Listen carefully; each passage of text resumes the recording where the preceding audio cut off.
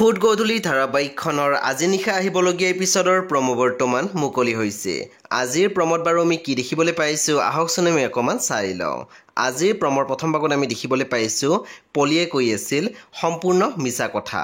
বিবেকে বিয়া ভাঙিবলৈ যাব, অযথা সময় নষ্ট কৰিবলৈ আৰু বেলেগ উপায় বিচাৰি নাপালা। তেতিয়া আমি দেখিবলৈ পাইছোঁ ল'ৰাজনে মাত দিছিল আৰে বিশ্বাস নকৰিলে নাই। তাৰপিছত আমি প্ৰমোত দেখিবলৈ পাইছোঁ অনুৱে কৈ আছিল ল'ৰাৰ বিয়াৰ পাছত ঘৰখন সিহঁতৰ হাঁহি ধেমালিৰে ভৰি পৰিব বুলি ভাবিছিলোঁ, বহুত সলনি হৈছে। এতিয়া লাহে লাহে মইহে অকলশৰীয়া হৈ পৰিছোঁ।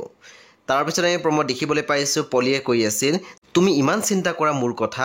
তেতিয়া আমি দেখিবলৈ পাইছোঁ বিবেকে মনতে ভাবি কৈ আছিল উফ ৰক্ষা, বিদ্যুতে মানে ওলোটাকৈ শৰ মাৰিলে। হে বন্ধু বান্ধৱীসকল, আজি নিশা 8:30 বজাত ৰং টিভিত আহিবলগীয়া ফুড গধূলি ধাৰাবাহিকখন খুবেই বেছি ইণ্টাৰেষ্টিং হ'বলৈ গৈ আছে। সেয়ে আপোনালোকে চাবলৈ একেবাৰে নাপাহৰিব। পৰৱৰ্তী আপডেটৰ বাবে আপোনালোকে মোৰ চেনেলটো ছাবস্ক্ৰাইব কৰি কাষত থকা বেল আইকনো টিপি দিবলৈ একেবাৰে নাপাহৰিব।